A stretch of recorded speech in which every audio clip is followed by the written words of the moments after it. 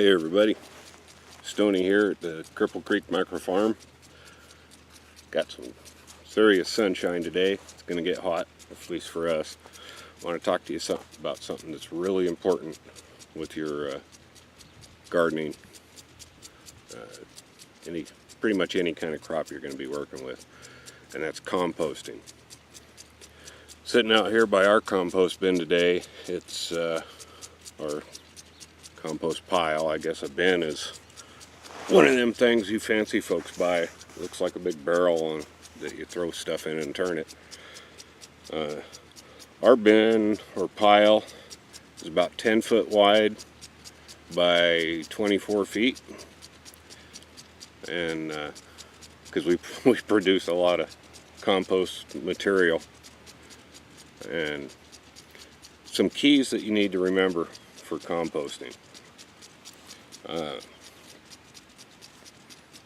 First of all, what is composting? Composting is a natural action of deterioration or rot or breaking down of natural materials into a soil-like material. Hang on a second, we got a car going by. Yeah. Anyway, what composting does is it creates a combination of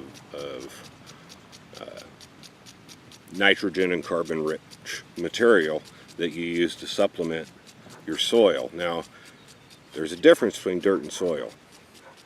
Real quick, dirt is just dirt. It's the runoff from rocks, the gravel from the wind blowing erosion. Basically, dirt is the result of erosion on mineral materials. It doesn't have life. Soil has life in it. Has microbes, bacteria, invertebrates, red worm type invertebrates that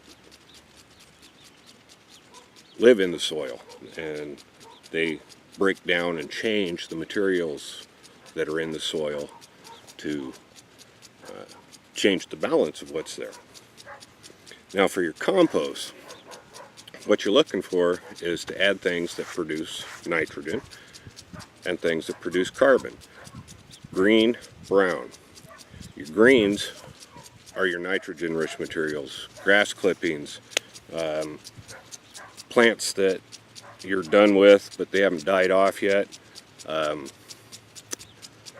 kitchen scraps, all your kitchen scraps that are from live vegetable leftovers. These are all things that produce carbon, or nitrogen, sorry. Carbon is produced by browns. Wheat, chaff, straw, grass hay that's been dried, nut shells, wood, wood chips, wood fiber. These kind of browns, this is what produces your carbon material, and you got to have a mix of both, of about 25 to 30 parts brown or carbon producing to 1 part of green or nitrogen producing for the best composting effect. And you don't want to get your compost pile too big, so you build it in layers.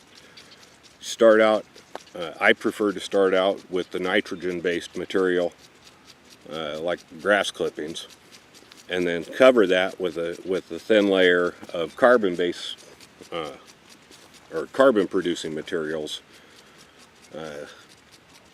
and then the third part you can mix in there is your manures, whether it's chicken manure, cow manure, whatever. Prefer to stay away from horse, dog, cat, and obviously human, although some people do use human manure. I won't eat anything grown with it, will you? So you don't want it thin and spread out. it doesn't build up heat that way. That's the key to your compost, is the heat.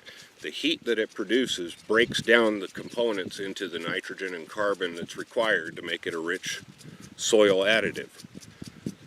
So, you build it in layers, a little bit at a time, and they recommend, most people recommend, about a 3 by 3, about a pallet size, and no more than 3 feet deep.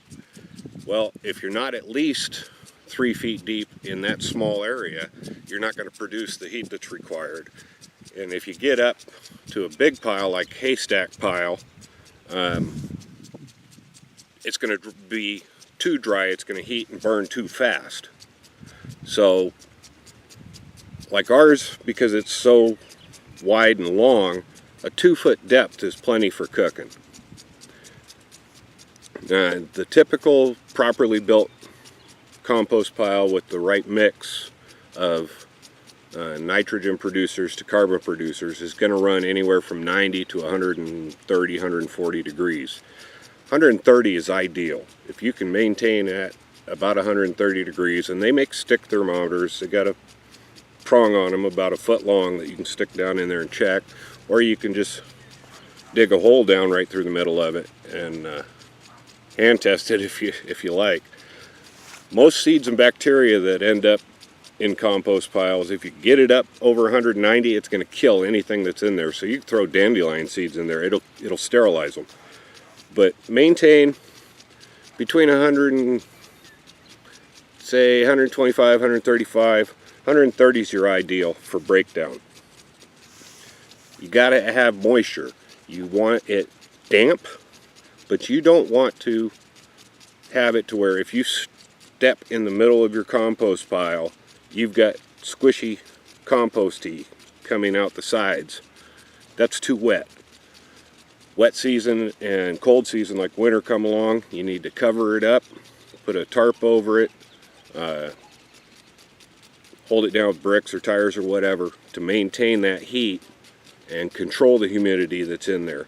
If you get too much rain on your compost pile, it's going to be too wet and it's going to cool down, and then the bacteria that is not healthy for your compost starts growing. Once you get it all done and built, once a week, every 10 days or so, you want to go out and you want to turn it. Once you have it all turned, then you add your new stuff to it.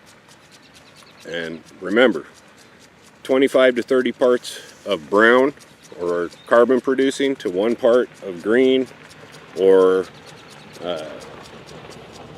nitrogen producing. Keep it moist but not wet, and turn it every 7 to 10 days. Try to maintain an optimum center temperature of 130 degrees. When it's done composting, you'll end up with some good soil like this. You can clump parts of it but not all of it, and that's ready to add to your garden to build up your soil, feed the microbes and whatnot in there. And you can compost in a bin, one of them fancy tub things that you turn. You can compost in a pit like we do, or you can do what they call vermicomposting. And vermicomposting is basically a worm bed, and all your scraps and whatnot go in there and the worms eat it and then they poop, and the poop is what you get out of it that's beneficial to your soil in your garden.